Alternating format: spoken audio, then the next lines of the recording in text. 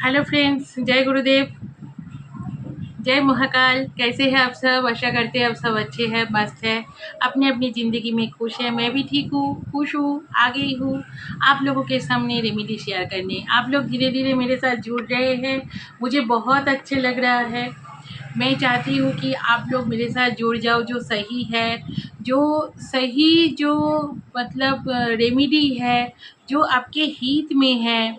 ऐसे बहुत सारे रेमेडी हमें दिया जाता है कि जिनका कोई मतलब वैल्यू ही नहीं है, वैल्यू लेस है। एक तो ये बात, दूसरी बात है कि हमें डराया जाता है, मतलब रेमेडी के नाम पे, ग्रहों के नाम पे। ग्रहों को डरने की कोई आवश्यकता नहीं होता है फ्रेंड्स।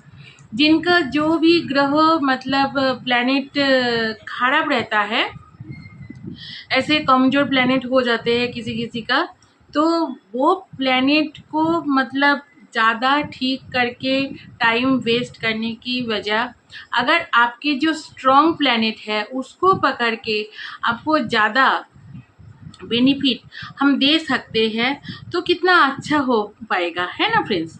तो मैं चाहती हूँ, मेरे कहने का मतलब यही है कि डराना नहीं है, संभल जाओ, कोई दिक्कत नहीं है। प्लैनेट हमें कोई टेंशन देने के लिए नहीं आते हैं। हम जो भी कर्म करेंगे उसी को ही भुगतना है। जैसे शनि की साढ़े साथी चलते हैं, किसी किसी को बहुत डर लगता है, डरना नहीं है। आप जैसे करोगे वैसे ही आपको मतलब आप जैसे बोओगे आपको वैसे ही गुजरना है। जैसे देखिए कि आप आपके माँ बाप को वृद्धाश्रम पहुँचा दिया, तो शनि महाराज क्या आपको दंडित नहीं करेंगे? जरूर करेंगे। मैं भी चाहूँगी आपको दंड मिले। मैं क्यों आपको मतलब हेल्प करने के लिए आऊँ?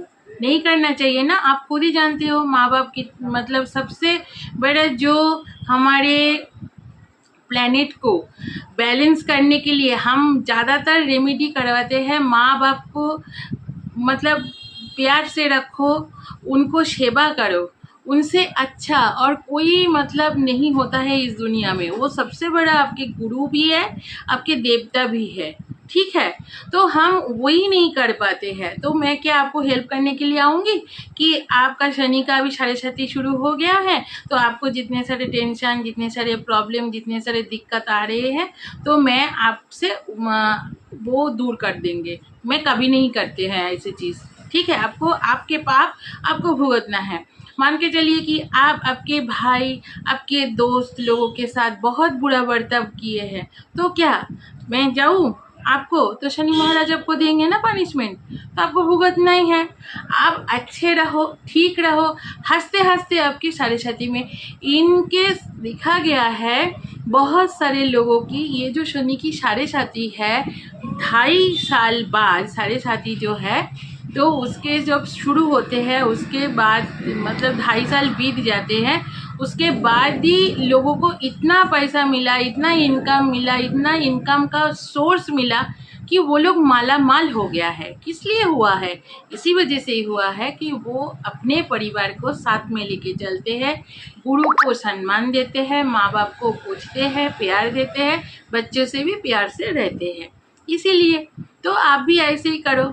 तो आज मैं आप लोगों के लिए एक ऐसा टॉपिक लेके आई हूँ कि जिसमें महिलाओं को नहीं करना चाहिए। ये जो मैं काम बताऊंगी, ये काम, ठीक है। जैसे महिलाओं को कभी भी नारियल नहीं फोड़ना चाहिए। मैं कभी कभी देखती हूँ, कभी कभी रियर मेरे नज़र में आ जाते हैं कि नारियल लड़की लोग फोड़ देते हैं, बोलते हैं कोई बात नहीं, सब कुछ बदल गया है, अगर लड़का के समान लड़की है। लेकिन ये उस मतलब उससे कोई मतलब नहीं है कि लड़का और लड़की समान है। इसका एक मान्यता है, ठीक है। क्यों मान्यता है? शास्त्रों में कहा गया है कि हम जो लेडीज लोग हैं, हम बच्चे को पैदा करते हैं। सृष्टि का एक कार्यकर हम लोग हैं, तो हमें इसी वजह से नारियल को नहीं फोड़ना चाहिए। ये है कारण। बहुत सारे लोग कारण बताते नहीं हैं, बोल देते हैं, और आज के जो जेनजी जो बच्चे हैं वो कारण ढूंढते रहते हैं। वो माँ बाप को भी पूछते रहते हैं कि क्यों नहीं फोड़ना है, हर काम क्यों मतलब ऐसे है कि भैया कर रहे हैं या भाई कर रहे हैं, मैं नहीं कर पाऊंगी। ये नहीं करना चाहिए। 2 नंबर पे है, आपको स्त्रियों को मैं बार बार बोल रही हूँ, आपको जब भी कोई भी विशेष पूजा में बैठते हैं, आपके घर में सत्यनारायण का कथा हो या कोई भी पूजा हो, तो उस टाइम जरूर आपके हस्बैंड के साथ वही पूजा पे बैठे, नहीं तो आपको फल नहीं मिलेगा, कुछ भी फल नहीं मिलता है। ठीक है, आपके हस्बैंड को बुला लीजिए, अगर बाहर ड्यूटी करते हैं तो बुला लीजिए, अगर एब्रॉड में है तो आप उसके बाद ही आने के बाद पूजा रखिए। पूजा के दिन तो ऐसे नहीं है कि महीना में एक ही बार आएगा और साल भर नहीं मिलेगी आपको, है ना। तो उस टाइम आप पूजा कर सकते हो, पूजा रख सकते हो। अभी आ जाते हैं, कभी भी स्त्रियों को दंडवत प्रणाम नहीं करना चाहिए किसी को। दंडवत प्रणाम किस लिए नहीं करना चाहिए, एक बार दोबारा फिर दोहरा रही हूँ, जो हमारे बच्चेदानी है वो हमारे पेट है, तो पेट को कभी भी भूमि के ऊपर रखना नहीं चाहिए, नाभि जो है नाभि टच नहीं हो चाहिए।